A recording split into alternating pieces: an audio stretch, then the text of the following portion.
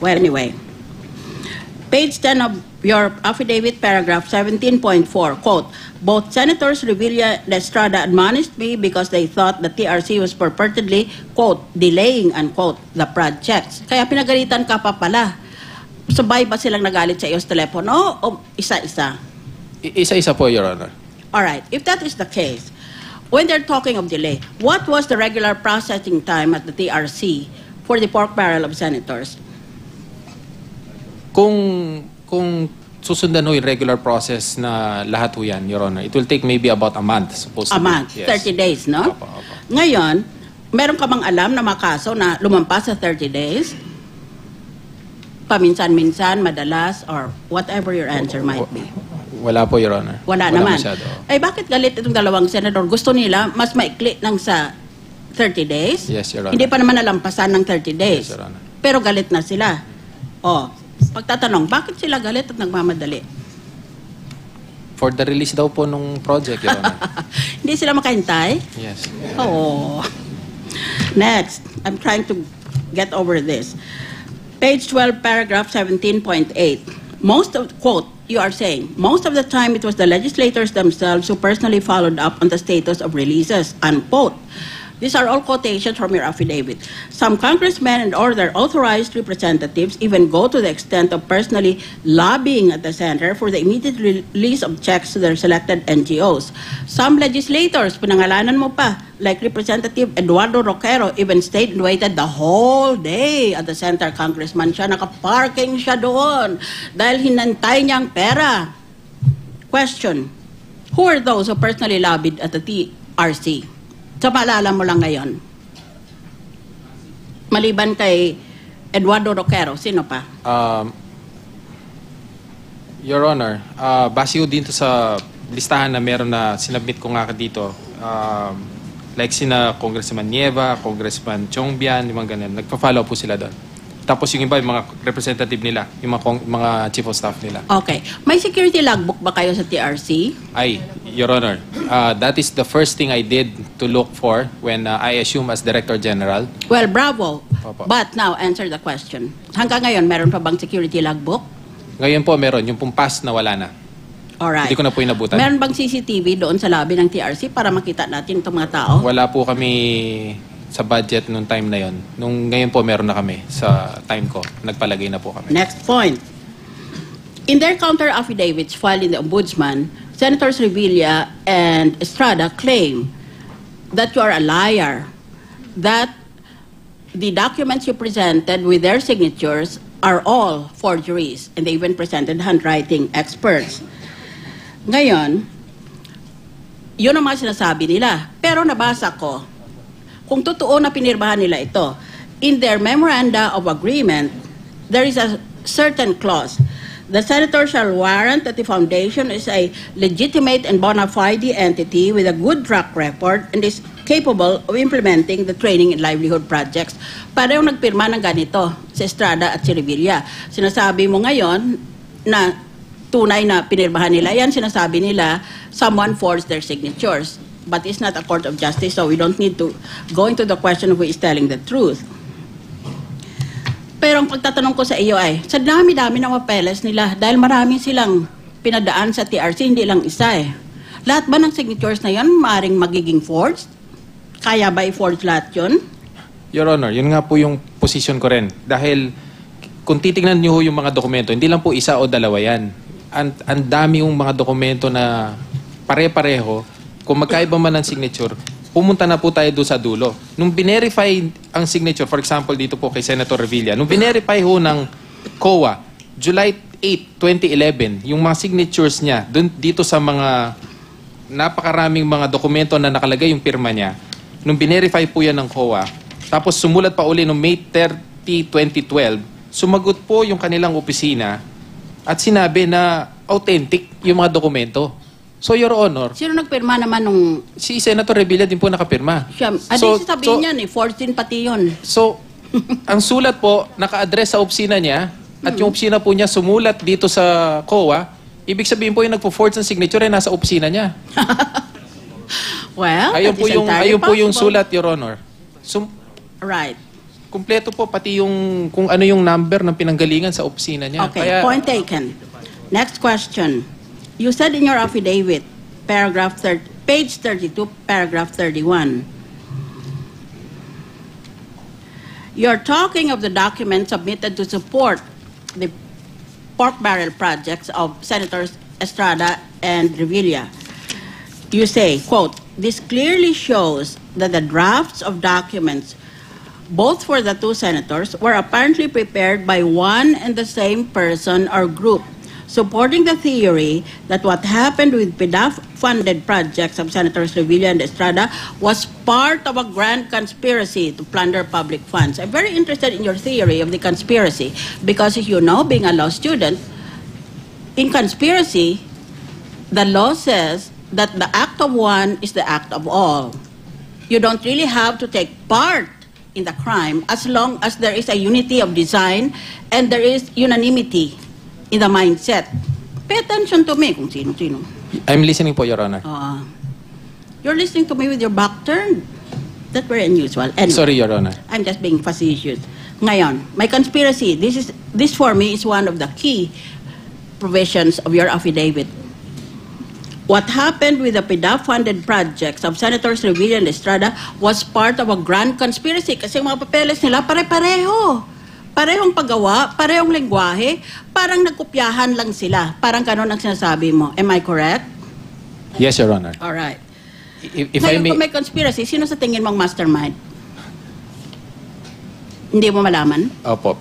Alright. Ang nandito po kasi kaya nasabi ko yan, Your Honor. Alright. Yung lahat ng project proposal nila, doon sa number 2 ng kanilang project proposal, nakalagay project description. Yung wrong spelling po, imbes na I, naging I, naging I. Pati wrong spelling kinopya pa. Lahat po sila pare-pareho na ganun. Na wrong spelling yung kanilang project description, naglagay project description. Your Honor. Alright. Now, let's go to the most important question of all. I will accept your answer that they are virtually the one and the same. They were copied from a template because I read the affidavits. Okay. What about si Enrile? Kamukha rin ba ang mga papeles niya sa papeles itong dalawa o magkaiba? Magkamukha rin po yung sa project description, Your Honor. Yung verbiage niya, yung pagkagawa ng mga sentences and paragraphs niya, ganon din? Nagkopyahan silang tatlo? Yes, Your Honor. So part rin siya ng conspiracy. Siya ang pinakamatanda sa kanila, hindi ba? 90 na siya. Siya ang pinaka-senior dahil naging Senate President siya. Kaya sino sa tingin mo ang leader o mastermind ng plunder?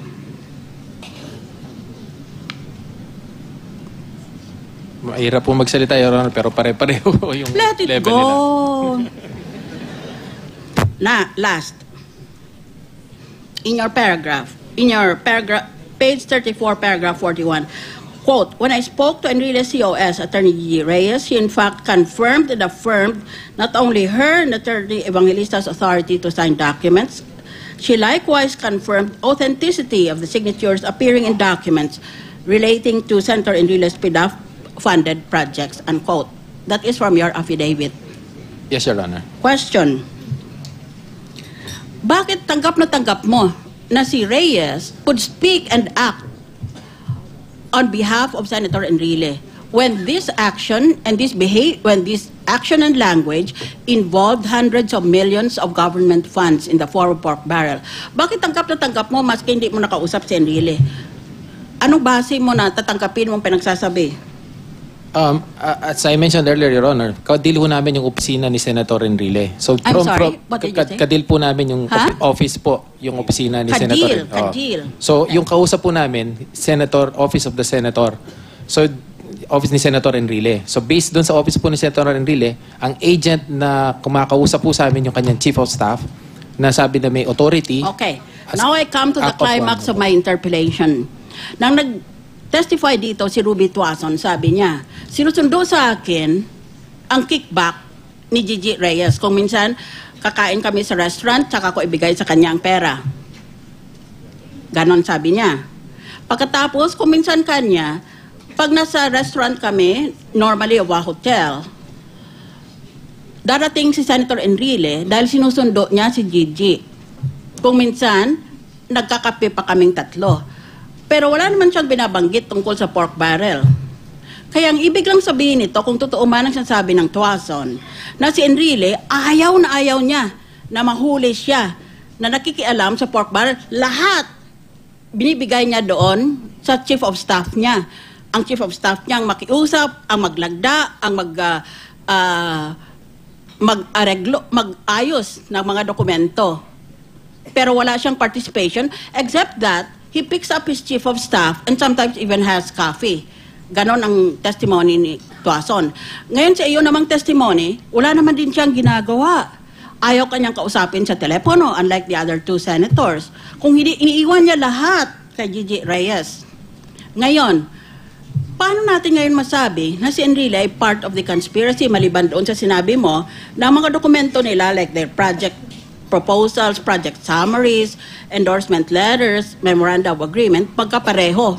Parang sinundan lang ang example, ang modelo or ang template. Ngayon, paano natin masabi na part ng conspiracy si Enrile? Your Honor, I have 2 points on that.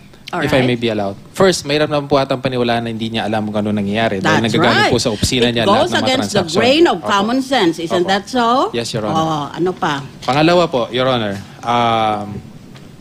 may mga sulat, i-fast forward ko lang po, may mga sulat uli ang COA na nag-request kay Senator Enrile to verify the signatures and all the documents that were signed in behalf of his office.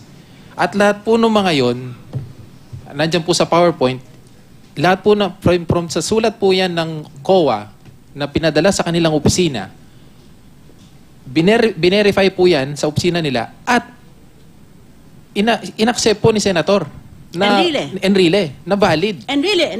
Opo, inaccept po ni Senator Enrile. Ng mga botante. Opo. So, binalidate po niya na authentic at signature ng mga tao niya. Ibig sabihin, the fact that inauthenticate po niya na signature ng mga tao niya, alam po na ginawa ng mga tao niya. Very good. Thank you. Ngayon, let me add one more very important point. In a basic decision of the Supreme Court on conspiracy, the Supreme Court said, maaari na walang ginawa siya. Nagmukha siyang hindi kasali pero nandyan siya. Yan ang ginagawa ni Enrile. Pero sabi ng Korte Suprema, hindi sapat. Napapawalang sala siya just because hindi niya sinaksak, o hindi niya binaril, o hindi niya kinuha yung mga ninakaw nila. Basta may conspiracy, the guilt of one is the guilt of all. Plus, here is the key. And the Supreme Court laid down this test. Dapat pinakita nitong akusado na he tried to prevent the crime. That is the test, as we say in law.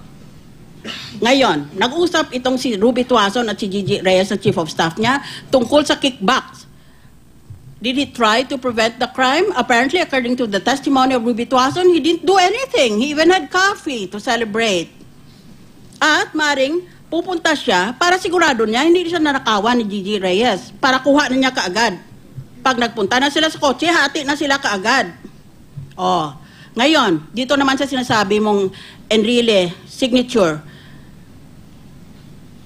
validating everything that his chief of staff did, no?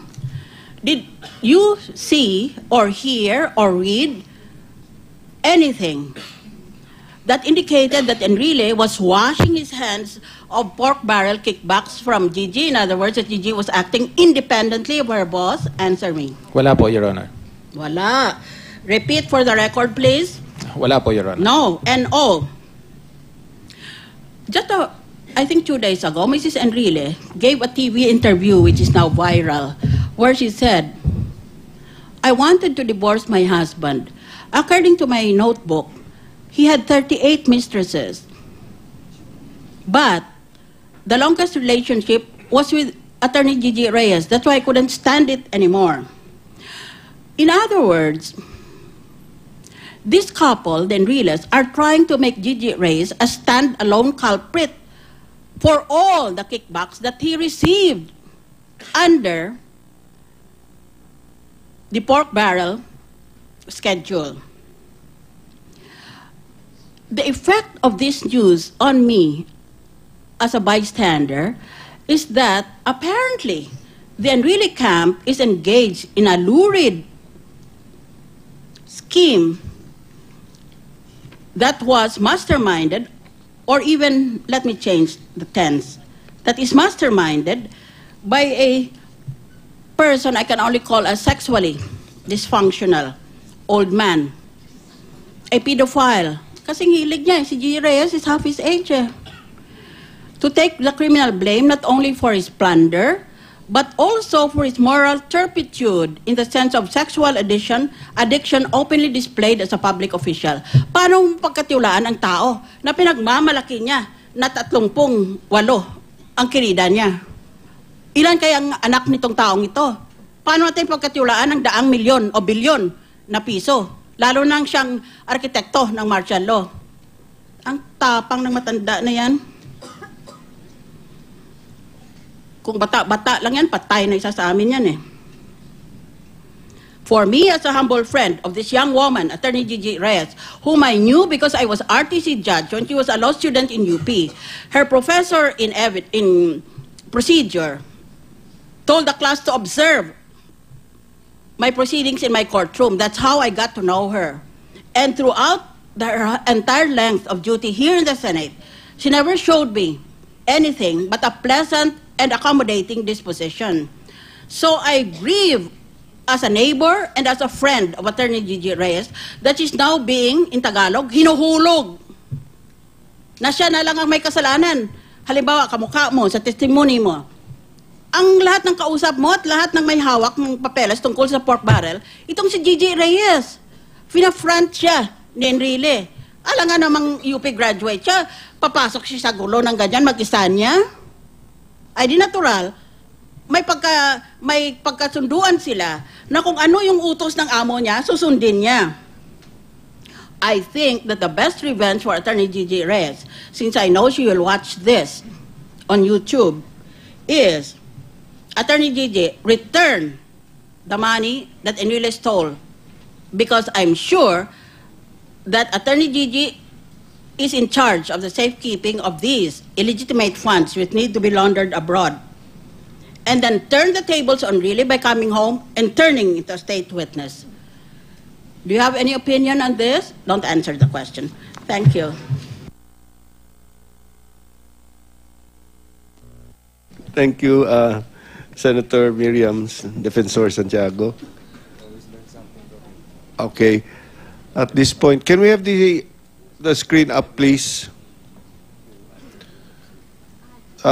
Senator Grace Poe will continue, but she has agreed to let Senator Bam Aquino go ahead. Senator Bam, you have the floor. Good afternoon. Gandang hapon. Gaya po ng dati, I'd like to begin with Secretary De Lima to give us some updates on the case. The last time po tayo nagkita, si Deco, no? Dennis Cunanan had not yet come out, no? And now you come back with another witness. Are there other witnesses? Sabi niyo po last time, magkakaroon ng round 2 ng PDAF charges or even regarding the 2010 to 2013 scams. Do you have any updates on this, ma'am? Yes, sir. Thank you po. Dun sa ombudsman po, dalawa pa lang na second na batches of PDAF and then yung malampaya nga po. And yun yung first batch nga po yung nasa PI na. Pero siguro po, nasasabi ko naman po ito, baka ho malapit na rin po ang action doon ng ombudsman dahil nga po, excuse me, ay alam ko nakapag-submit na po ng mga counter affidavits yung mga respondents doon, including nga po si Mr. Cunanan at si Ruby Tuason, nag-submit na po sila ng counter affidavits ad cautelam po nila because that's without prejudice to the resolution on their pending motions to be granted immunity and to be allowed as state witnesses. So preliminary investigation po yun. And then yung second batch ay under fact-finding pa rin ho ng FIO or the Field Investigation Office. Ginagawa po namin ngayon ang yung magiging third batch. Pero ang kasunduan ho namin ng NBI is that intayin na muna po namin yung action ng ombudsman on the first batch bago ho kami magsasampa uli ng another batch. So yun po ang status ngayon. And yung additional state witnesses, wala pa ho. Kasi nga ho, we are being very circumspect also. Kahit meron nung ilan-ilan na medyo nagpapadala ng feelers, but we don't just really deal with them. Opo. Let me follow up on that question, Secretary. Why did you accept or why are you endorsing Mr. Conanan, si Deco, as a state witness? Tingin po, base po sa evaluation namin, kasi syempre po pag nag-a-apply, ay ini-evaluate. As a matter of fact, he tried already volunteering to be a witness against the other respondents, especially the principal ones, the what we see or whom we consider as the most guilty respondents. Ay bago pa man, right before kami nag-file ng kaso sa ombudsman, lumapit na po siya sa amin. Pero ang decision ko nga po, isama muna yan sa charge namin, si Mr. Conanan, dahil nga kailangan pa hong i-evaluate yung kanyang proffered testimony. It's called proffered kasi vino-volunteer pa lang niya po yon. So titingnan muna namin kung papasa, kung magsasatisfy yung requisites ng law. What date was that, Secretary de Lima? The first batch, No, before, when did you file the first batch? September. So even sometime. before September, nagpadala na po days. ng feelers Opo. si Mr. Conanan, A si few Deco. days before September po. Okay. Kasi alam niya po na kasama siya sa pag-iniimbestigahan namin ng NBI, DOJ. Okay. With regard to Ms. Tuason, kumbaga ho, siya whistleblower on the side of the agents of Jenny Yes po. Napoles, no? Yes po. Si Mr. Conanan naman, what value does his testimony give to the case? Katulad ho ng mga inexplain niya kanina, meron hong mga mahalaga siyang mga sinabi. Yung tungkol nga po nung yung mga mambabatas mismo, lalo na yung tatlong senador na sila ang pumipili talaga ng mga NGOs. At nagfa-follow up nga po sila para ma-expedite ang pagre-release ng mga pondo sa kanila. Binerify din niya po yung mga dokumento. Yung mga dokumento po yon, karamihan po doon, na-submit na rin po namin yon. Pero hindi ho kami nag-rely doon sa mismong sinubmit namin. That was part of our testing him, the process of testing and vetting him. Na hindi pwedeng mag-rely lang kami sa sinasabi mo. Gusto namin makakita ng mga dokumento na magpapatunay na talagang may mga alam ka dyan sa mga transaksyon na yan, in the sense doon sa pakikidil doon sa opisina ng mga mambabatas, yung extent ng kanilang pakikialam, dahil nga nakita naman natin sa ibang ebidensya, sa mga ibang testimonya, na meron pala silang porsyento, meron pala silang kickbacks. And in the affidavit of Dennis, dalawa ho yun, no? May documentary evidence at meron rin yung tawag, no? Or yung phone call. Na kagaya ho nung inexplain din ni Senator Miriam, that is definitely a direct evidence. Because when you say direct evidence, when one testifies personally and directly, one has to rely on his or her own senses. And eyesight or personal na nakikita is just one of them. Hearing is another such sense. So there is direct evidence here. Okay, let me go to that particular instance na nagkausap yung mga senador. I'll call you Deco, no? Alam niyo po, si Deco, matanda ho sa akin yan, pero ano po, isa ring student leader yan nung kapanuhunan ko. So Deco, nung panahong nakausap mo yung mga senador, si Ben-Hur yung nagbigay sa'yo ng telepono. Tama ba yon? Yes, Your Honor. Yung pangalawa kay Senator Revilla at saka yung una kay Senator Estrada. Ben-Hur, do you concur with that? Ikaw yung tumawag sa mga... Did you call the senators directly or did you call their chief of staff? Sino yung tinawagan mo noon? Sir, ano po, kung dito po sa upper house po, si Pauline Labayan kay Senator Estrada. And then dito naman po si Attorney Richard Cambe kay Senator Revilla po. So you have their numbers? I have their And numbers, I'm sure you've sir. given this evidence to DOJ already. When I was illegally detained, sir, na-confiscate lahat yung, sir, yung cellphones ko pa. So wala kang record ng tawag na yon? Wala na po. But pwede po natin subpoena the telcos kasi I memorize, alam ko po yung number ko na dati ginagamit ko at saka I have the numbers of the Was it a prepaid phone or a postpaid? postpaid. Okay, so the But I record remember, should be there. sir, na Attorney Richard Cambe has a smart and Globe.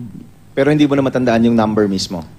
Hindi na, no? Hindi na po. Okay, so I'm sure Secretary De Lima, have you subpoenaed his phone records already just to prove that these phone calls did happen? I is taking care of that, Your Honor. I know that they have undertaken steps precisely in preparation for trial. Okay.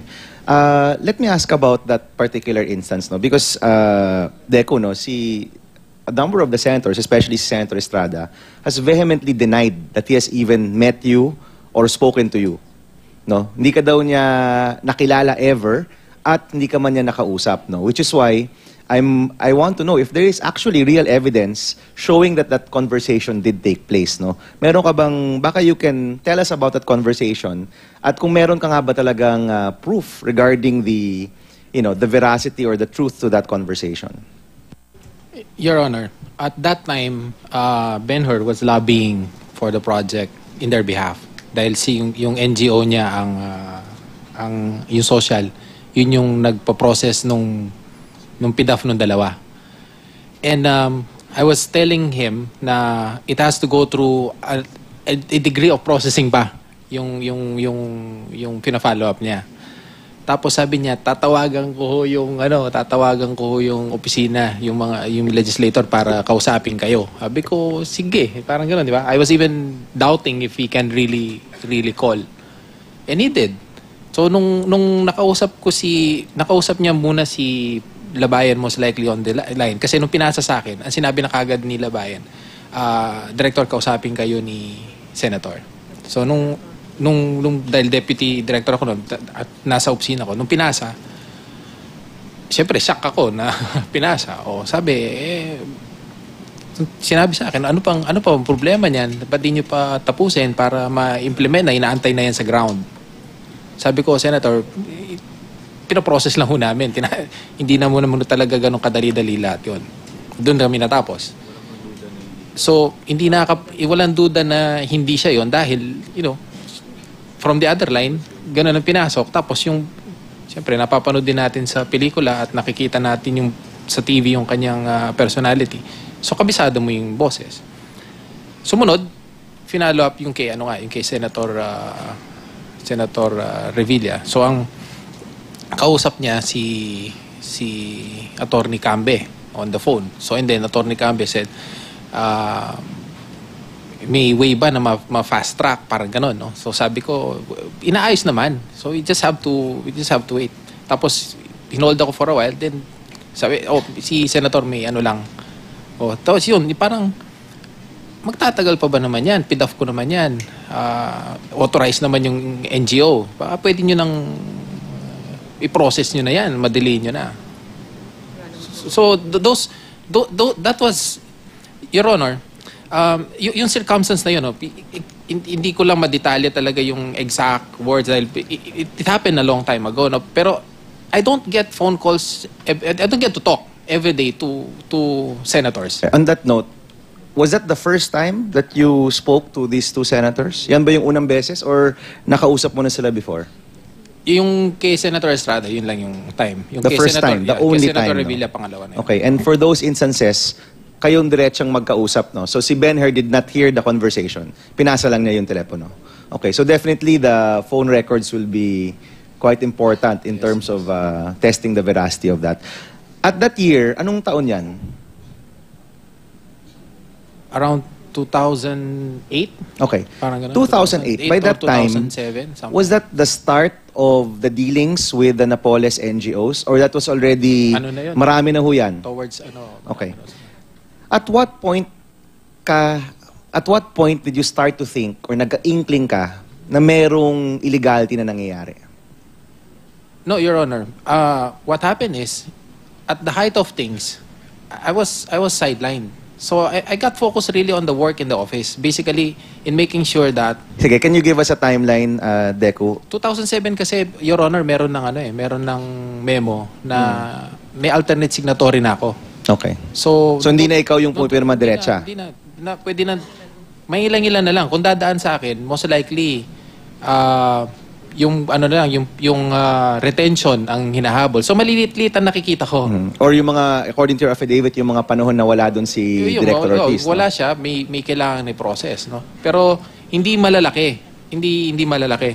And at that time, honestly, kung titingnan mo yung sitwasyon na yon, no? Parang legislators, yung senator for example, sila nag-endorso nung NGO. Dinala nila yon. Halal sila ng taong bayan. Sa punto ko, yung pagdududa mo, may pagduda, pero isipin mo rin na may gagawin naman itong mga to eh. Kahit paano, may magagawa most likely yan. At so definitely, yung lumabas na ghost projects to mga to, nagulat ka ba doon? Or yes, Your Honor. na-validate yung haka-haka na baka nga illegal to? Your Honor, if I may say, as early as 2010, when we started investigating on this, wala pang special audit. Yeah. Nung dumating ang special audit, tinurn over ho namin lahat. Kasi kung may tinatago ho ako, for example, kung ako kaparte doon sa mga nangyari nung nauna na yon, bakit ko ibibigay mga dokumento namin? Bakit kami magko-cooperate? Full cooperation, Your Honor, ang ginawa namin. Plus, we turned over all documents, including the one that we did about blacklisting, which became their lead. So, doon nila inumpisahan tinignan kung ano nangyayari. Yeah, I'm not naman discounting that, no? And I'm sure that played a big role in your being accepted to the Witness Protection Program. But I just like to get a timeline, no? So, nagsimula yung transactions in 2007, tama ba? Or earlier pa? Mga ganun, no? Around that time. Around 2007, may nag-start 6 na yung yata transaction. sila, may pakunti-konti, pero and then may konting 6. Tapos nag-ramp up yan, no? By 2008. 7, 8 ang pick nila. And Okay. then it stopped. And then it Your stopped. Honor. Yes, Your And then Honor. by 2010, you turned over all of the documents. Yes, Your Honor. But by that time you had turned over the documents, talagang malakas na yung kutob mo na may illegal na nangyayari. Because why would you turn over the documents kung hindi Kasi malakas yung kutob yes, Your mo? Honor, kasi walang submissions ng report na ni-request namin uli eh. Kasi gusto po sanang makita sa ground anong impact na nangyari dun sa mga funds na ginawa. Dahil pag tinanong ako as head of office now, head na ako eh. Yeah. As head of office now, pag tinanong ako, I have something to say na based on this utilization, ito yung inabot, ito yung nangyari. So pina-check mo. Pinapacheck ko natin talaga. And Ay, what tapos, came out dun sa check ninyo? Talagang wala. may initial na kami nakita and hindi na namin tinapos dahil tinurn over na namin sa special audit. Natuwa kami na nagkaroon ng special audit. Dahil ngayon, hindi lalabas na parang may ulterior motive lang ako as new Director General in inspecting all these things. Kasi baka, Your Honor, kung hindi po natuloy itong ganito, baka magmumukha ngayon ang kaso ko ngayon, harassment. Dahil sasabihin nila, bakit ko sila binubusisi, tapos na, nakapag-liquidate na, etc. At least with the special audit, they were able to compare the reports among implementing agencies. At doon nakita yung conspiracy at doon nakita na may mga anomalies. Dahil yung report pala na sinubmit nila sa TRC, wala naman kaming alam doon sa nangyari sa NLDC, yun din pala yung report na sinubmit doon. Yun din pala yung report na sinubmit doon sa iba. That's when all these things was, certified by this special audit. And this was in 2013 already, no? Na nilabas po, Your Yes. Honor. Okay. So if you look at the timeline, nagsimula yung illegality or yung panahon na nagalabi sila Benher sa inyo, 2007, no? That went on for about 3 years. At the end of the 3rd year, by that time, according to your affidavit, na sideline ka na, but this was still ongoing, may kutob ka na may masamang nangyayari kasi by 2010, nung naging Director General ka na, pinaimbestiga mo talaga sa COA. That's tama yun, di ba? Yes, Your Honor. Okay. I guess what a lot of people are questioning now is that unlike Mrs. Tuason na may inamin na pagkakamali, in fact, may binalik pang pera, in your case, you're insisting that you're innocent, no? But ako, kung sinabi mo na wala kang tinanggap na pera, I'm sure the DOJ will investigate that and they will verify that. But kung meron ka mang pagkakamali, shouldn't it be na you should have done something earlier na hindi umabot sa billion-billion yung nawalang pera? I know that you tried to correct that when you became the head. But earlier, didn't you think that you should have done something as early as 2008 or 2009? Your Honor, I was deputy. I have limited powers. But just the same, I'm referring always in the COA report. Kasi kung titingnan nyo naman yung COA report naman, yung mga regular audit report namin, wala kang makitang adverse. Pero makikita mo doon, parang may mga underlying issues na sinasabi. Something's fishy, ganon. Parang ganun lang.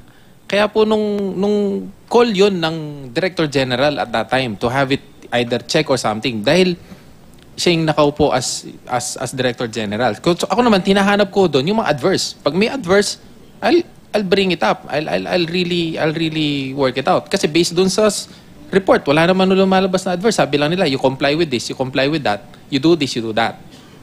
Not until nga lumabas itong special audit ngayon na nakita na talagang marami palang naging anomalous doon sa mga transactions. Okay. So on my part, Your Honor, if you will allow me, if you will see, I'm not just looking at that.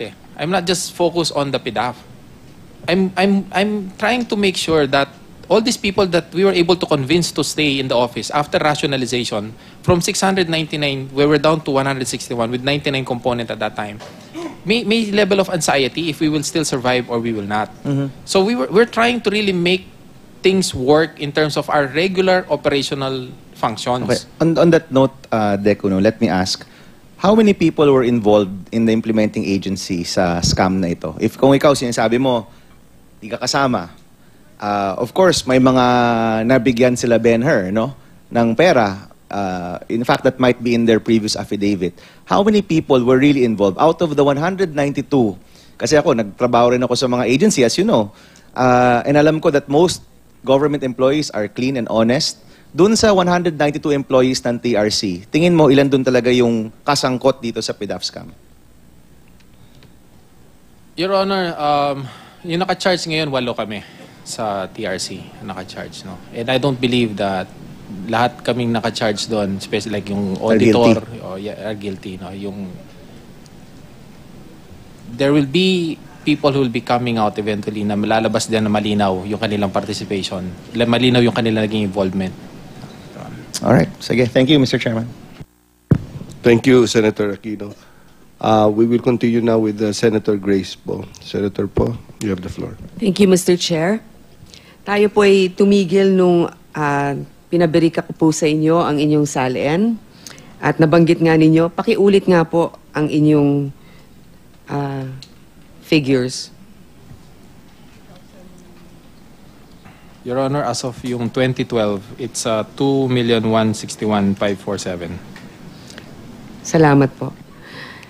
Kaya ko naman po ito tinatanong dahil nga kasama ng tamang investigasyon ay hindi lang naman yung mga dokumentong isinusumite, kundi pa rin yung tunay na pwede nating gawing basihan, yung pang-araw-araw na kinikilos natin at yung araw-araw na kung ano man yung mga nakapaligid sa atin ng mga ari-arian. Ito rin ay hindi ko rin alam kung hindi pa pinalabas sa isang estasyon ng telebisyon. Na kayo raw po ay nakatira sa isang eksklusibong subdivision. Tama po ba? Yes, Your Honor. Sino po ang may-ari ng bahay na tinitirahan ninyo sa subdivision na ito? Yung kapatid ko po, Your Honor, na loan niya po ito sa bank at sinapit po namin yun din sa DOJ. Na-loan po niya sa bank yung property. So yung kapatid nyo po, ang ibig sabihin nito ay may kakayanan na maging may-ari ng bahay na yon? Opo, Your Honor, kasi nung nag-apply po siya ng loan sa bank, in-approve po siya ng bank for that. Maaari na rin gawing basihan yon, pero ano ba talaga ang trabaho ng kapatid mo? Nung time na po na yon, siya yung may hawak nung family business namin, plus may dalawa po siyang trading business na existing at that time. Ano po ba yung family business ninyo? Meron po kaming gasoline station, meron po kaming water refilling station, meron po kaming resort operations, at saka meron pong mga tinatanim na farming po yung tatay ko. Yung gasoline station niyo po, nagsara na o bukas pa rin? Bukas pa rin po. Kaya bukas pa rin hanggang sa ngayon? Opo. Lumipat po kami na location. Dahil nag-expire po yung contract namin dun sa dati. Ngayon gusto kong tanungin, alam ko ang kapatid mo ay isang pribadong mamamayan, subalit dahil nga siyang nagpaparenta sa inyo, maaari po bang hingin sa inyo ang kanyang ITR? Para lang masigurado na talagang yung kinikita niya ay sapat para gawin ang amortisasyon dun sa sinasabi ninyong utang niya para dun sa bahay? Isasubmit po namin sa DOJ, Your Honor. Salamat. Ngayon, saan nakatira ang kapatid mo? Magalang po. Sa aming ancestral, siya po yung kasama ng mga magulang ko ngayon. So siya yung nakatira sa mga magulang niyo, tapos ikaw yung nakatira dito sa malaking bahay na ibinili niya dito sa subdivision dahil ikaw ang nasa Manila, ganun po ba? Opo. At ang nangyari po kasi noon, Your Honor, nung in-offer po yung property, nakita yung opportunity dahil ang ganda nung location, tas ang ganda nung price, dahil nagmamadali po yung nagbebenta, dahil inabutan po, maliban sa inabutan ng crisis sa Amerika yung may-ari noon, nagkaroon po sila ng tragedy. 2 sa miyembro ng pamilya nila inabutan ng aksidente. So, talagang dapat to renta lang, magre-renta lang. And then eventually, nag-decide yung may-ari ng bahay na imbes na iparenta, ibenta. So, nung naging ganun yung transaction, nakita nung kapatid ko yung opportunity na maging isang investment opportunity dahil magagamit siya sa pag-roll out sa mga loan sa bangko. At sasabihin ko na rin po ngayon, Your Honor, yung pong bahay, which is, nung nabili niya is 12 million, nakalenta siya, nakapag-loan siya ng 8 million. Sa pag-roll out po na yun, sa paggamit niya sa business, ngayon meron pa po yan na outstanding na loan na 9 dahil nga naro-roll out. So nagagamit na nagiging opportunity para may increase pa yung equity niya. Sige po, basta isumitin na lang yung ITR para masuri din mabuti yung kakayanan. Ngayon, kayo 'di ba nag-attend kayo ng mga classes sa UP?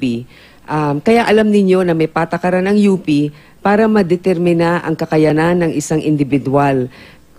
Kung sila ay magiging karapat-dapat sa isang socialized tuition. Kung ang UP ay nagiging mapagsuri, siguro tayo dapat din. Kaya ako nabanggit ito sapagkat ito. Kung kayo ay nakatira sa isang bahay na ganun, bagamat hindi ka nagbabayad ng renta or malaking renta dahil kapatid mo yon, ang pag-maintain ng bahay na yon ay ibang klase. Doon lamang sa utility bills, di ba, sa UP, hingan ka. Pahinga ng electric bill ng mga magulang mo o kung ano, para makita talaga kung totoo ang isinasaad mong mga sinasabi. So, ang sweldo mo na nakalagay sa iyong ITR ay about 776,216. Tama po ba? Yes, A year. Yes, sir. Opo. So, lumalabas na pasensya na, kasi kami rin naman ganito rin ang sweldo namin halos dito eh. Lumalabas na halos 63,000 ang sweldo mo buwan-buwan. Yes, Your Honor. So, mga magkano ang kuryenteng binabayaran mo? Nasa...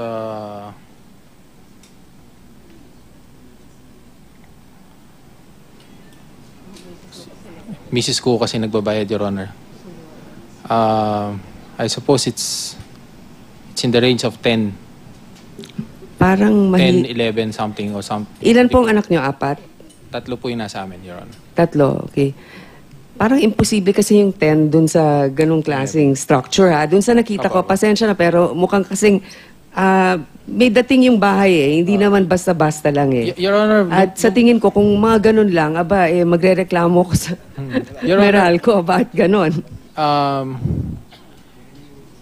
Kung siguro po minsan may yung yung mga lightings ng bahay, dahil yung kapatid ko rin nasa IT, ang ginawa niya nila yung mga economy saver lights. Plus ganun na nga rin kahit plus kami. yung pong asawa ko, dahil sa taga Pangasinan, naabutan wata ng kakuriputan ng norte. Kalimitan hindi naman po sa kalimitan, ayaw niya na nakabukas sa mga ilaw. Gusto niya magkakasama kaming natutulog para tipid sa kuryente. Lahat ng pagtitipid naman ginagawa niya. At maswerte ka sa asawang ganun. Opo. Napakahalaga yun. Ang tatay ko ay tiga Pangasinan din. Opo. Kaya kung kami ay nagtitipid, ganun din. Pero hindi pa rin ganun. Kahit nung nabubuhay siya na 10,000 o 11,000. Ngayon, hindi mo na matandaan kung anong electric bill mo. Pero sa tingin ko, kadalasan sa mga kalalakihan, lalong-lalo na, kayo lang po ang nagtatrabaho. Hindi ba? Opo, Your Honor. Although, dapat alam mo yon. So kahit nasa 63,000, kung 10,000 binabayaran mo sa kuryente, katulong pa, mga stickers pa sa kotse, gasolina pa, medyo mahirap nga, no? Mahirap intindihin. Ngayon, pasensya na, gusto ko lamang makita kasi ang consistency dito. Sa susunod, pinapaalala ko kasi sa'yo na pagkakataon mo nang ilabas ang lahat ng alam mo. Ngayon, ang pagkakaiba kasi nung mga iba na nauna na sa'yo mag-testify, merong mga pagkakasalang inaamin, kakulangan, at meron din pagsusole. Hindi ko sinasabing perpekto ang testimonya ni Ms. Tucason, pero siya mismo nagboluntaryong nagsabing magsusole ako. At sa tingin ko, dapat ganun talaga ang maging ating kilos, lalo-lalo na pag tayo'y nagkamali. Ngayon, tatanungin ko naman si Mr. Luy, dahil ilang beses na siyang dumalo dito sa pagdinig, naobserbahan ko na rin po ang inyong pagkilos. At ang pagkilos mo ngayon ay kakaiba sa noon. Ang tingin ko sa'yo, mas malungkot ka talaga ngayon eh. Parang mas mabigat ang dinadala mo. Ang kanyang testimonya ni Mr. Cunanan ay salungat dun sa iba mong testimonya. Gusto ko lang tanungin sa'yo, ikaw ay naninindigan pa rin sa iyong sinabi, hindi ba? Yes, madam. Sinasabi ko po ang pawang katotohanan lamang po. At ako'y naniniwala rin. Dun ba sa iyong abogado na si Mr. Baligod, siya ba ay abogado na ng iba pang whistleblowers ngayon, maliban sa iyo dati? Madam, hindi ko po alam. Basta ang nangyari lang po, hindi lang po siya nakakadalo sa mga hearings. That's the reason why I was so parang lungkot talaga kasi syempre may ano kami ni attorney na din pinagsamahan. So masyado apektado po. Pero yun na nga, sabi ko, nag-ano kay secretary na kailangan ko gawin kasi na yung mga cases na final hindi na asikaso po. Alam mo, gusto ko sa sinabi mo kanina, sinabi mo ang kaso na ito ay hindi tungkol sa akin, hindi tungkol sa aking abogado, ito ay tungkol sa issue nga na nangyari sa ating pinagnakawan ng ating mga kababayan.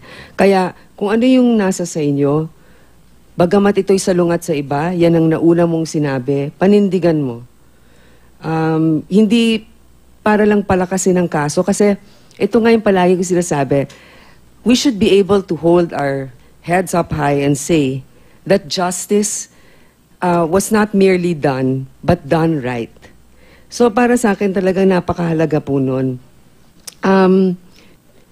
Meron lang dalawang bagay na gusto kong sabihin na salungat. Unang-una, hindi matandaan ni Mr. Cunanan kung siya nagpunta dun sa Discovery. Pangalawa, sinasabi niya na hindi nga totoo yung mga ibang sinabi mo. So, gusto ko lang sabihin, no, Mr. Chairman, to the Department of Justice, and also to Honorable Secretary De Lima, I wish to reiterate that it is not and will never be my intention to derail the investigation. But I think that we will be remiss to the people if we don't question Mr. Cunanan very well. The last thing we would like, and I think our people don't deserve this, is that for another witness to poke holes on the testimony of our other star witnesses. I remain with you. I am in awe, actually, with your dedication to your job. And I am your ally in finding the truth. But in the end, our loyalty is to the people. So, Mr. Chair, konti lang pong pagre-repaso. Hindi basta-basta ang benepisyong ibinibigay sa isang whistleblower or sa isang state witness. Please correct me if I'm wrong, Secretary. May health benefits ang buong pamilya. May college degree, hanggang college degree sa lahat ng mga anak. May security. May livelihood assistance. At higit sa lahat, kapatawaran sa pagkakasala or immunity sa kanilang crime. At po na nabanggit nyo, excuse me, Your Honor, ay tama po, that's in the law, and that is available or that is provided. Those are provided dun sa mga fully covered witnesses na po. Pag provisional witness pa, hindi pa po yun. But of course, the most important benefit there is immunity from prosecution. Because that's precisely the whole point of discharging a co-accused and turning state witness. Kaya nga po napakalaking benepisyo, sinasabi ko na nga, ilabas na lahat. Secretary De Lima, alam ko it's very frustrating. Ang tagal na rin talaga ng trabahong ito. Pero siguraduhin sana natin na ang pribilehiyong ito ay hindi naman masasayang. Parang umpisa pa lang kasi kung nagkakaroon na ng hindi pagkakatugma, medyo nag-aalinlangan lang ako sa aking sarili, no? Pero at the end, I trust your judgment and I know that you'll do what's best. And of course, of the ombudsman especially. Gusto ko lang ding sabihin na unang-una, sa isang akusado na nais nang bumalik loob sa batas, unang-una dapat may matinding pagsisisi. Pangalawa, may solidong hakbang para itama ang mali.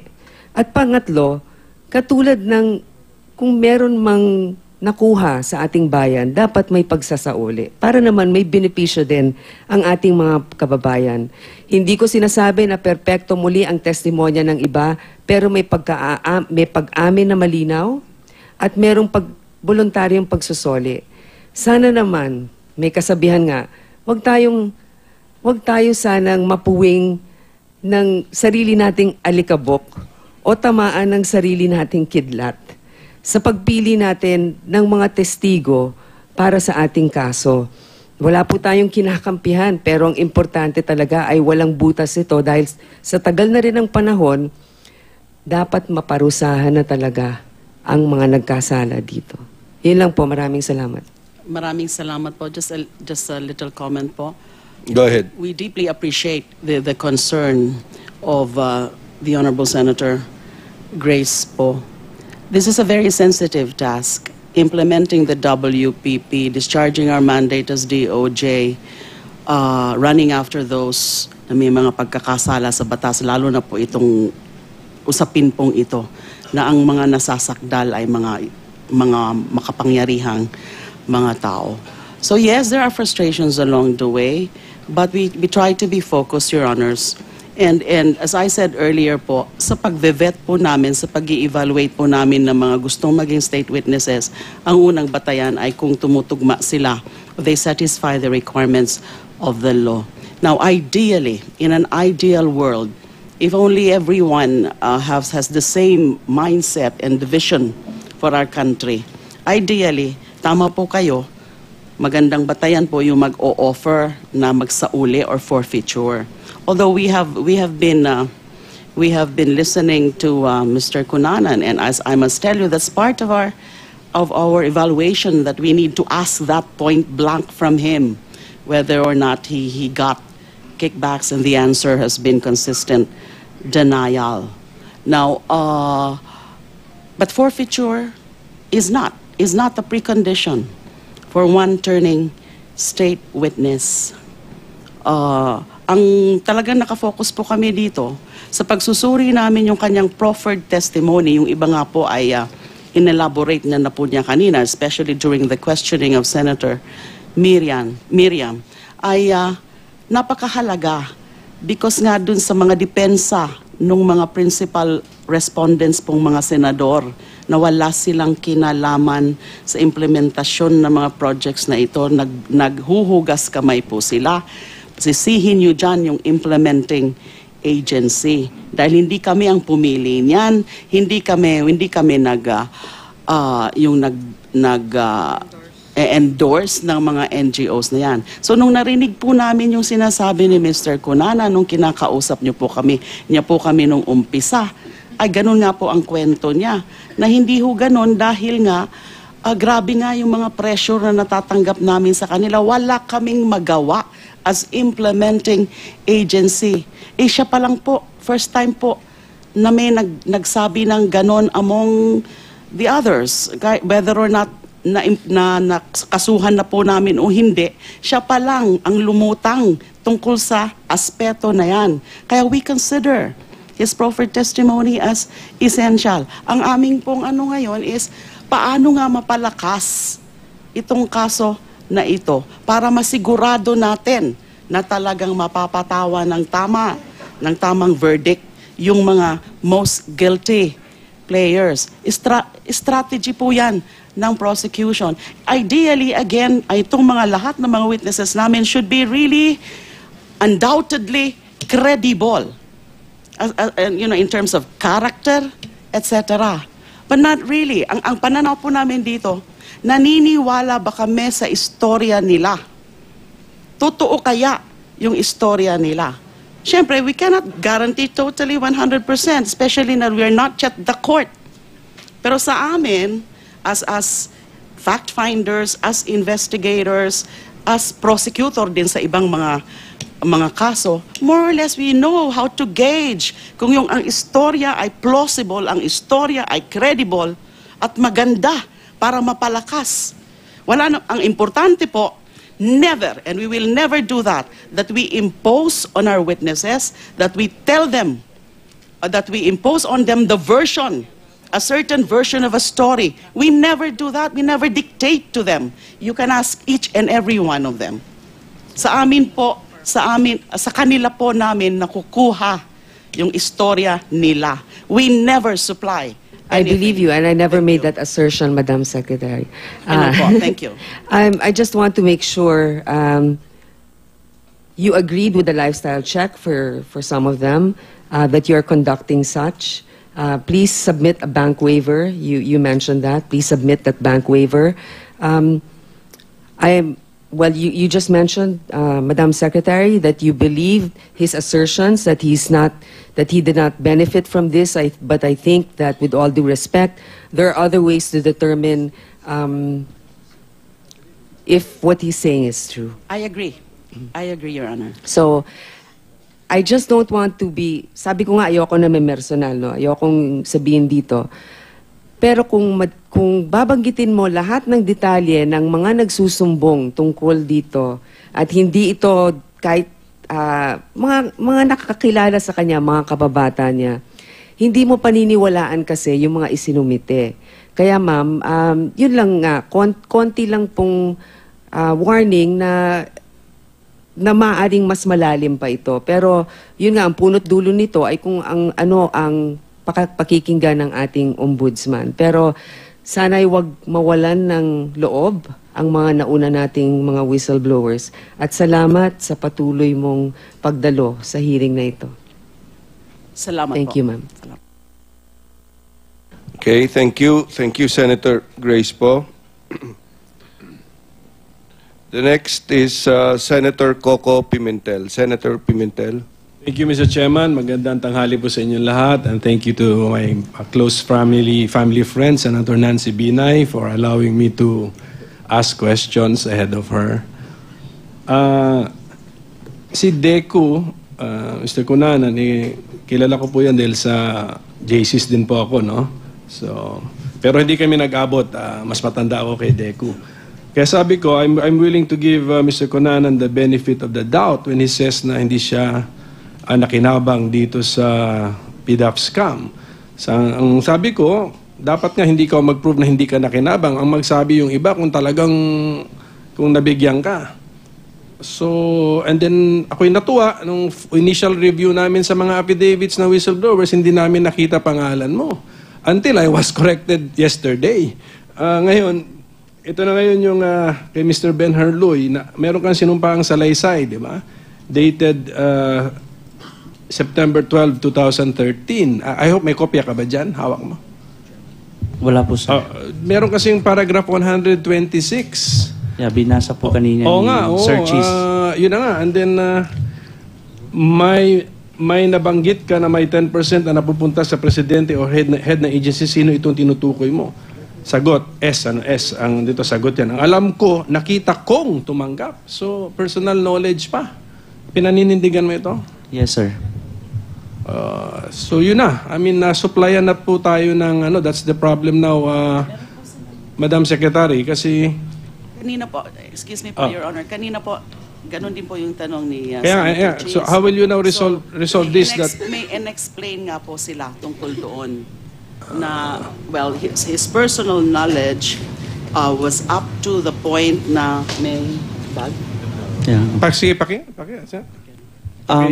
Pakiulit para malaman din natin kung eksakto yung Yeah. ulit mo sa sinabi mo kanina. Yeah po. Hindi ko kasi si Sir Deku. Sir Deku kasi po, Your Honors, ang tawag namin sa kanya eh. So ang nakikipag-transact talaga sa kanya or assign ni Miss Janet Lapoles, si Miss Evelyn De Leon sa kanya. So ang nangyayari po, si Miss Evelyn De Leon, if in case po may mga para kay Sir Deku, so si Miss Evelyn yun. Ngayon, nagkataon po, si Sir Deku pumunta po sa JLN Corporation. So that's the first time I saw Sir Dennis Cunanan in the Office of Conference 2502. So pagdating po doon sa 2502, hindi ko naman alam na siya talaga yun. Now, it was that Miss Janet Napoles informed me to prepare. I remember the amount is 960,000 na intended para sa kanya. So, prepare ko yung money po, dinala ko po sa conference room kung saan po dinala in the paper bag, nadala po ni na nandoon po sila sa conference room. So hindi ko po ibibigay yun kay Madam, hindi ko din si Miss Evelyn, kasi si Miss Evelyn naman po yun ang naka-assign kay Sir Deku. So I give it to Miss Evelyn De Leon. Medyo nakaka-mislead kasi ang alam ko, nakita kong tumanggap. So medyo hindi accurate yung salitang yon. Hindi mo nakita eh. Tama. Sir, after po ng the paper bag, pagkalabas po ng conference room, nakita ko siya, bit niya. Oh, paano yun, Mr. Cunanan? I was willing to give you the benefit of the doubt until yesterday when this was shown to me. No, Your Honor. I stand by that situation. The fact na may lapse na ho dun sa time na binigay niya kay Evelyn at saka binigay sa akin. I don't know what happened. Your Honor, if you can see my actuations, dun na lang ho natin basihan. Kung ako po kung may tinanggap at may binitbit na pondo o pera galing sa kanila, bakit ho kailangan niya maglabi sa opisina ko para maglabas ng mga project na nakabimbin doon at pinoprocess namin?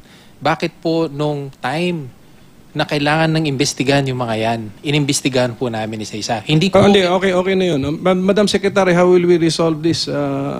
We have to... They're both accepted in the Witness Protection Program, right? Paano po yan? The coverage of you have a witness saying... irregular. Yeah, you have a witness saying that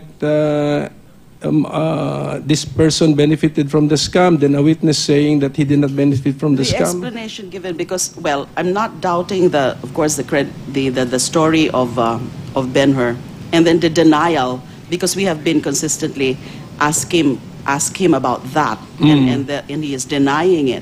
Now, yung ano po ni Ben-Hur is meron nga, well, yung nakita kong tumanggap. Nakita niya umalis na baka hindi mo alam yun. Ngayon mo lang siguro narinig yun. Yung yung nakita niya paglabas. So, yun na nga duda ko. Ngayon mo lang din narinig eh. Yes, sir. Pagbalik na lang sa opisina. Pagbalik sa opisina, we have to review everything. Yes, Your Honor. Ito si Evelyn De Leon, hindi po kasama sa WPP. Pero kasama sa kaso. Kasama po sa kaso. I think the NBI has issued subpoena to her several times.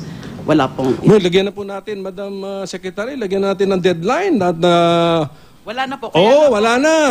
Kaya nga po, kinasuhan namin siya, sinama namin siya, kasi nung sinasabina namin po siya o hinahanap namin siya, hindi ho namin siya na-locate. At hindi po siya lumapit sa amin. Have you announced publicly a date na after this date, wala na, sorry na kayo, hindi na kayo tatanggapin sa WPP, doon na kayo sa Sandigan Bayan if ever magmakaawa to be discharged as state witness kung papayag ang prosecution na mag-move? Wala po akong ina-announce na gano'n. I'm not sure if it would be advisable to do that or if it would be wise to do that. Because malay nyo po, meron pa ho lumantad dyan na napakahalaga nang sasabihin at magsasatisfy o may meet yung legal requisites sa batas. I don't want to be foreclosing that eventuality. Although I do want that it's the Ombudsman, the Office of the Ombudsman itself that would really have the final say. Kasi, because after all, sila po ang tunay na prosecutors dito. I noticed that po. Opo, tama. Yeah, pero admission sa WPP program under RA 6981 is your call. Because we are the implementer of WPP. Kaya nga po, ang focus namin is kapag ba sa tingin namin, based on our evaluation, ay nami-meet yung requisites ng batas ng WPP law dahil yun nga ang mandato namin. Kasi pag nasa korte na, ang mag-prevail naman na provisions are the rules of court. Although you will notice that the requisites are actually the same.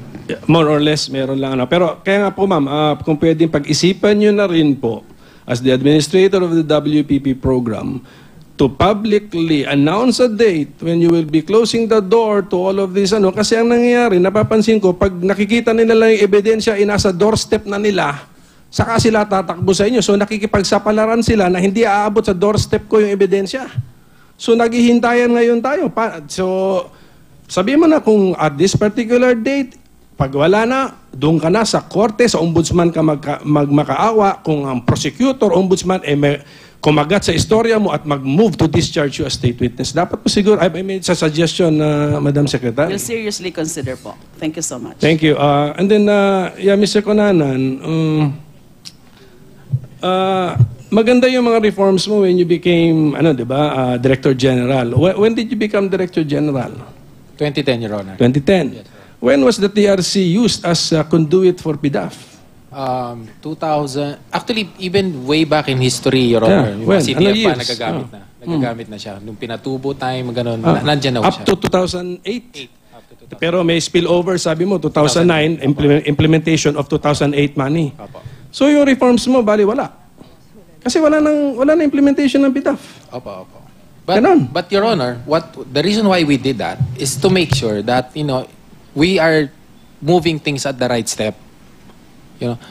Kasi kung hindi po namin gagawin yan, Your Honor, as head of agency, just in case in the future, magawing implement. Now that I'm head of agency, I'll be remiss of my duty also, Your Honor. Yeah, I know. Pero yun na nga, I mean, ano bang proper saying doon na too little, too late? Ganun ba? Is that the correct, na kumilos ka, pero parang on paper, may maganda kang ginawa, pero in practical terms, wala kang napigil na PDAF. Kasi hindi na kayo conduit ng PDAF. Tama. At the time na meron ka sanang nagawa sa PDAF, you were deputy, you were the second in command. And then in one board meeting, umangal ka na dapat ibidding. Tama? Yes, Your Honor. Sabi mo, sabi David mo. Ano sagot sa'yo? It's not necessary because this one are not infrastructure or procurement because it's a PDAF.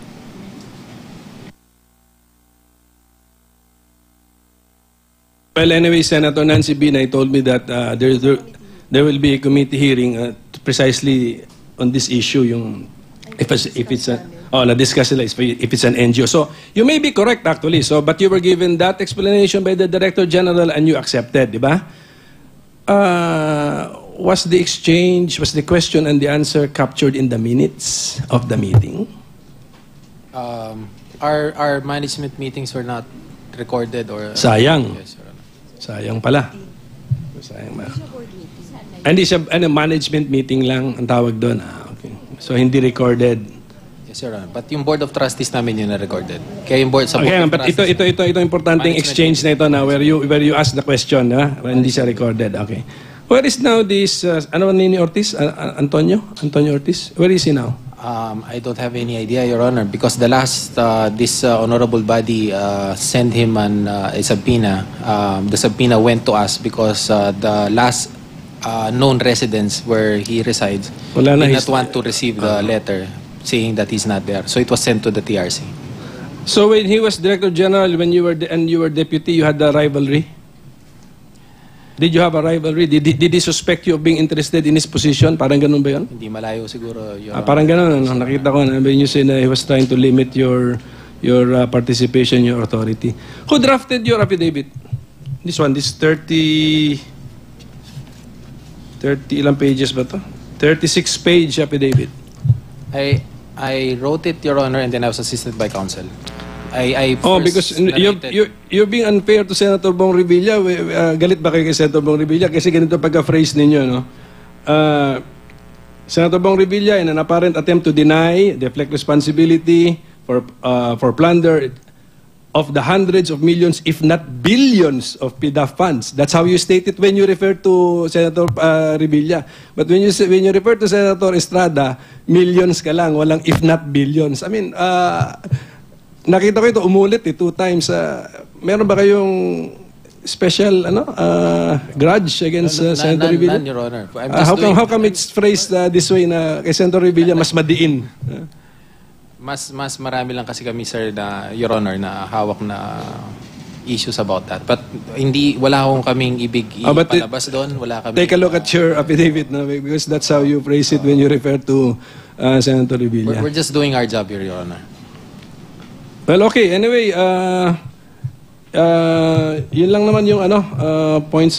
I'm still willing to give you the benefit of the doubt. Magkasama tayo sa JCs. But just confront this paragraph 126 of the affidavit of Ben Herloy, which he supplemented in nag-oath ba siya, no?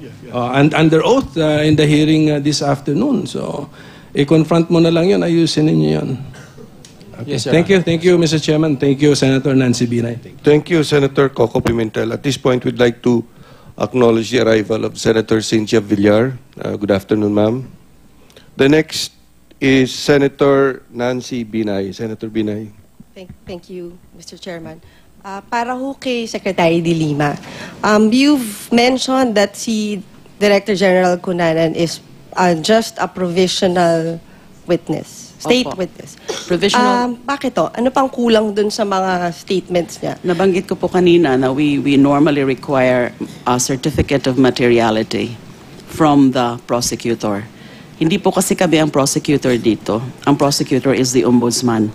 That's why we're awaiting the action of the ombudsman on their application. Yung kanyang application tsaka yung application ni Mrs. Ruby Tuason. Pareho kasi sila ng status na provisional state witnesses. So kung base po sa own evaluation ng ombudsman, sa tingin po nila ay talagang kwalipikado sila na maging state witnesses based on the requirements of the law, then mag-i-issue rin po yan ng certificate of materiality. At sila po rin mismo, the Office of the Ombudsman can say for itself that pwede sila state witnesses and therefore ida-drop sila as respondents whenever is the proper time to do it. Kasi yung may jurisprudence po na nagsasabi rin na yun na nga po, aside from being a prerogative of the prosecutor, sino ang pwedeng gawing state witness, maski po yung as to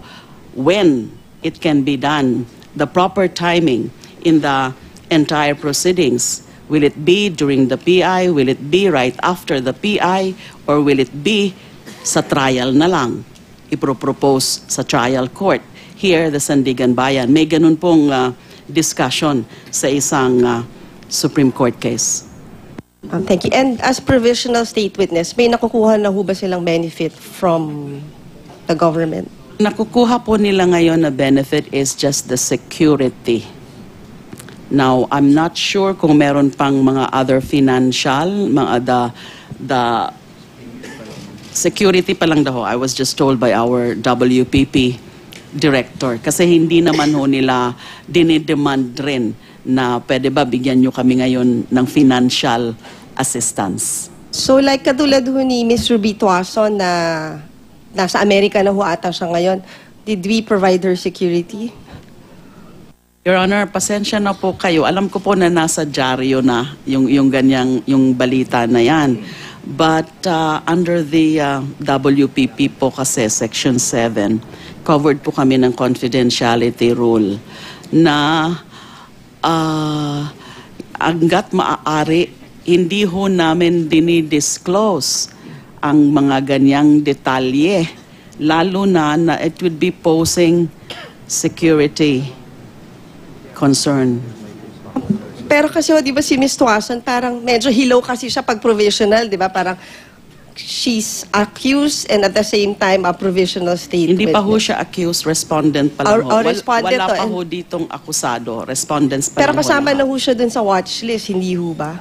Hindi ho watchlist yun. It's just a lookout bulletin order. Wala po kaming kapangyarihan ngayon na mag-issue ng isang HDO or WLO dahil nga po na TRO po ako ng Supreme Court. So, doon kasama sa ho GMA, siya dun sa GMA case. lookout order. Kasama po lahat po ng respondents except the senators.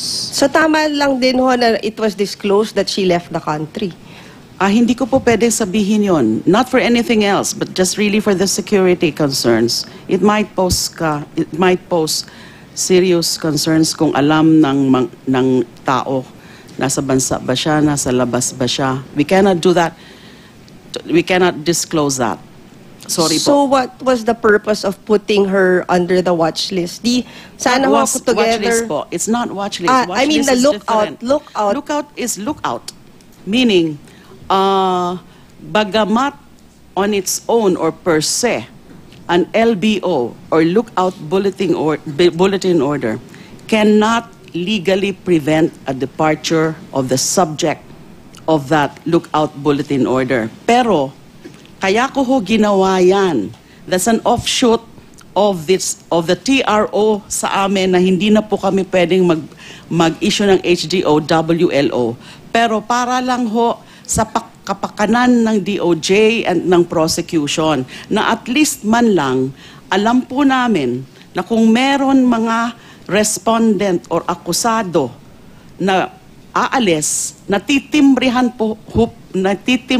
ho kami ng immigration officers para ho, ang una ho namin ginagawa kapag natitimbrihan kami, oy, si Mr. X, subject ito ng LBO nyo, may kaso ito, for example, trafficking or qualified theft or murder, ay para hahanap ko kaagad kami ng impormasyon na posibleng maging impediment sa kanyang pag-alis. Kasi minsan no, ganon.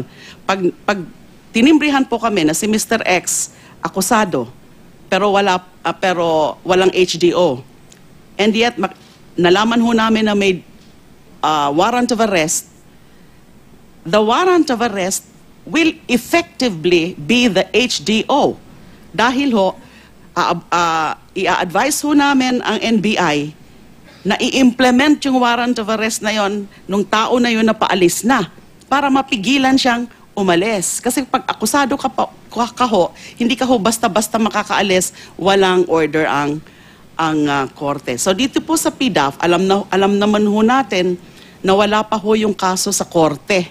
Sa ombudsman pa lang ho, PI pa lang ho. So wala pang HDO, wala pang LO, watchlist order. Pero linagay ho namin sila sa lookout bulletin para alam ho namin kung umaalis. Pero hindi ho namin sila pwedeng pigilan because there is no legal impediment yet dahil nga ho, wala pang warrant of arrest sa kanila, wala pang HDO ini-issue ang Sandigan Bayan. Unless merong outstanding warrant of arrest sa kanila in other cases.